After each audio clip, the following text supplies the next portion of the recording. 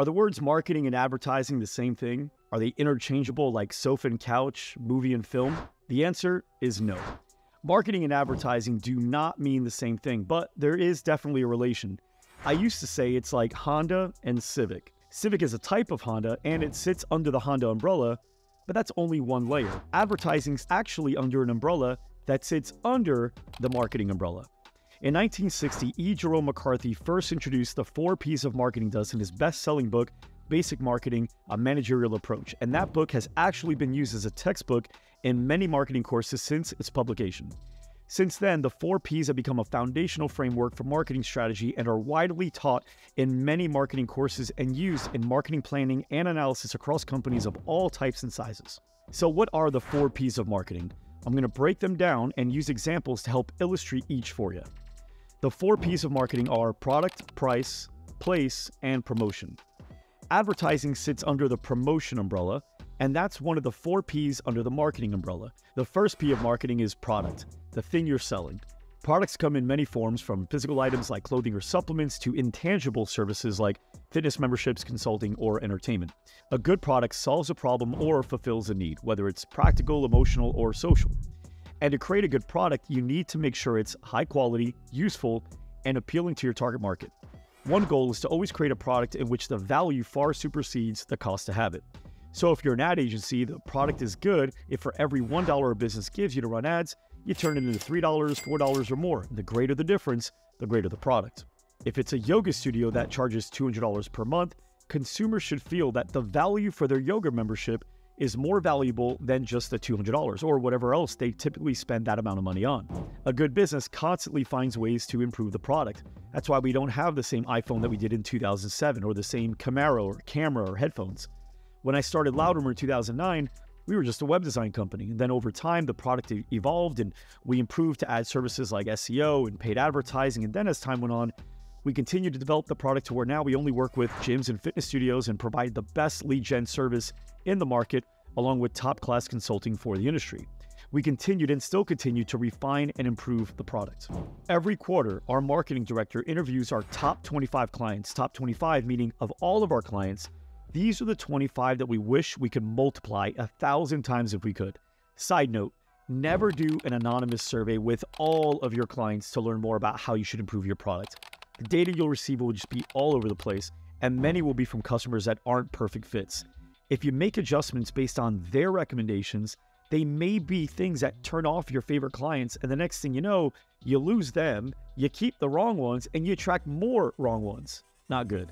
Only interview the ones you wish you could multiply over and over again so you can continue to make the absolute best version of the product for them, keep them longer, and attract more like them. Also, if you want to see our list of questions, there's 21, that we ask every one of our top 25 clients every 3 months, just go to loudroomer.com/21 questions and you'll get it for free. Another thing to note, not all of your product improvements should come from suggestions from clients. It's also good to hear out employees on what they see as opportunities to make the product better and more valuable to the customers. I also look for parallels outside of the industry that could easily integrate into mine. And just taking some quiet time to think about where the world and market are going and what your clients might really need. Some of the best product improvements are made before the market even thought of them.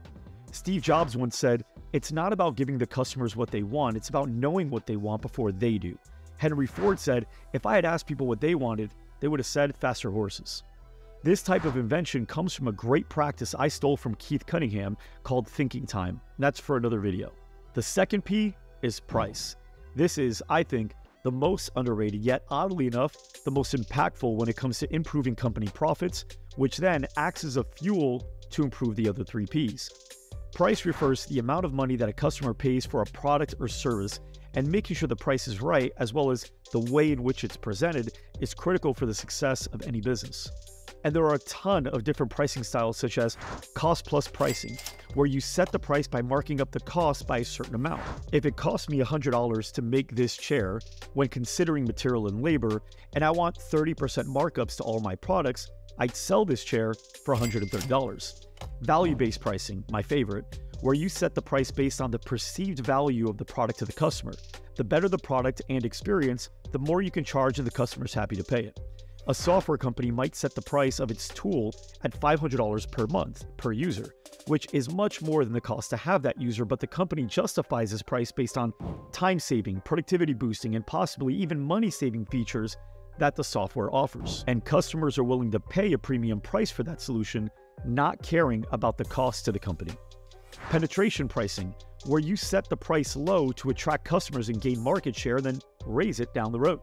A gym that's in pre-sale might aim to sell memberships at $300 per month, but for the first 100 members or until a specific date, they'll sell the same membership for $199, knowing the competitor down the road sells something similar for $299. Then once targets are hit and the market had a chance to experience the service, prices can be raised. Dynamic pricing, where prices aren't actually set but fluctuating based on demand, supply, or other market factors. You see this when you buy flights or hotels, gas, Uber rides, concert tickets. The prices might change from one day to the next based on a set of factors, sometimes even minute to minute. And there are many others like skimming, freemium, competitive, psychological, bundling, pay what you want, contribution margin, and a ton of other pricing models.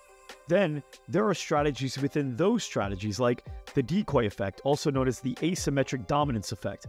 I love this one and made a bunch of videos and case studies on it in the past, and you can check it out for free at loudrumor.com/decoy. It's the overall concept of introducing an option that doesn't really make any sense, simply to make the option you want to sell a no-brainer. So if a movie theater sold a small popcorn for $3 and a large for $7, adding a medium popcorn for $6.50 made the large popcorn fly off the shelves. In fact, there's a whole experiment shown in the show Brain Games. At first, the majority of participants chose the small until the medium option was presented, and then everything swayed towards the large. The large looks like such a better value than the medium. The idea is to present three options where the first and third are rational options until you add the middle option that looks a lot like the third option, but is vastly different in value prop, but for only a little bit more money. It takes your attention completely off the first option, and when deciding between the second and third, the only logical choice is to choose number 3. Also, using prices that end in 9. In fact, there have been many studies done on the power of 9. A study conducted by MIT behavioral economist and author of Predictably Irrational Dan Ariely was done not too long ago to prove this. A woman's clothing store offered a blouse at sale at 3 different prices: $34, $39, and $44. Researchers expected that most customers would opt for the lowest price option, but they were surprised to find that the middle price option was the most popular. After doing similar tests, the results were the same.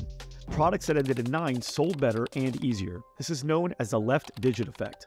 Customers tend to focus on the leftmost digit of a price when making purchasing decisions. So the same product at $299 would theoretically sell better and faster than if it was $300. I know this to be true in my house. My wife will come home with a new something, and when I ask how much it costs, she might say something like, about $300, but it was $399. I know your tricks, Marjan. The book Priceless by William Poundstone has a bunch of really great case studies on pricing. In fact, it is one of my favorite books. Just be sure it's the one by William Poundstone, as there is a love novel called Priceless, and you won't get any tips on pricing there.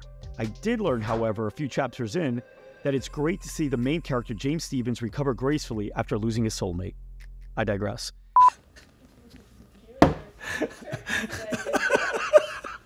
Keep that or no?